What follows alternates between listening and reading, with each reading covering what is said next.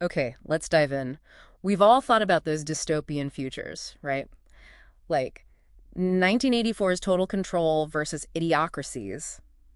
Well, societal slide. Uh-huh. What if they're not separate? What if, maybe, they're merging right now? That's exactly what the source material we looked at is arguing. It's fascinating, actually. They're saying these aren't two different roads to ruin, but they're converging. They might even be, feeding each other. Okay. So our mission here is to pull out the key ideas from this analysis to really understand this, well, unsettling picture they're painting. Right, so you've got Big Brother surveillance, truth manipulation, and then idiocracy, apathy, cognitive decline, driven by tech and consumerism. The sources say they're linked. Precisely. Let's start with the 1984 shadow.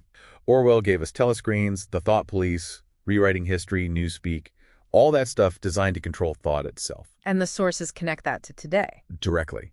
They argue today's telescreen isn't just one government device. It's your smartphone, smart speakers, the huge amount of data corporations collect on everything you do. Stuff we often agree to for convenience, yeah. Exactly. And this digital footprint, it's like a massive decentralized telescreen. Mm. Then there's algorithmic profiling. Mm-hmm. The sources suggest this is kind of a new thought police. How so? Well, it analyzes your data patterns, who you talk to, what you read, buy, not just for ads, but it could potentially categorize people, flag certain views, maybe even shape the info you see. It's a subtle guidance. And the truth manipulation part, we hear about alternative facts, deep fakes are getting scary good, social media bubbles trapping people. It's hard to know what's real. It really is. It's this complex environment where algorithms can amplify bias. Yeah. The sources also point to, super simple political slogans and that really short-form hyper-content viral videos, Yeah. quick takes. Yeah. They say it echoes newspeak. It kind of erodes our ability to handle complexity. Yeah. Nuance gets lost. Okay, so that's the Big Brother angle today. But what about idiocracy? How's that showing up according to the sources? Well, the sources argue that film satire about society getting, dumber is becoming pretty relevant. They point to over-reliance on convenience tech, spell check, GPS, AI, Right. saying it can actually make us worse at critical thinking. We stop flexing those mental muscles. Like that Walmart AI case the sources mentioned, where the AI just made up legal cases. Yes, exactly. That's a stark example they use. The AI wrote a legal motion with fake precedents, and the human lawyer didn't catch it.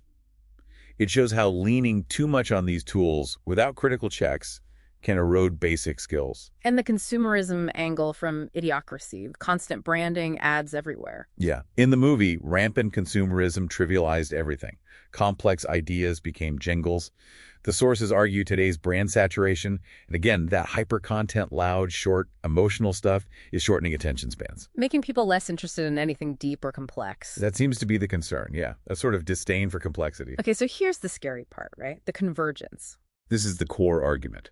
A dangerous feedback loop. Pervasive control and messing with truth. That's much easier if the population isn't thinking critically, if they're distracted by simple stuff. And then that control itself suppresses critical thought, encourages apathy. Exactly. It makes people less likely to question things. And the sources argue this isn't just theory. They point to actual policy, like the One Big Beautiful Bill Act, H.R. 1, as an example of this convergence in action. Okay, and reporting impartially here, based on the sources analysis, they look at the name itself, One Big Beautiful Bill, and the simple slogans used to promote it. Right. They argue that mirrors newspeak, simplifying complex laws into something easy to swallow, maybe for a public less inclined towards complexity. And they dig into specific provisions, too. Again, this is their analysis. They interpret things like potential Medicaid work requirements or certain funding restrictions as government controlling personal welfare, maybe personal choices. And other parts, like limits on court challenges against federal officials, they see as possibly weakening checks on power. Echoes of 1984, in their view.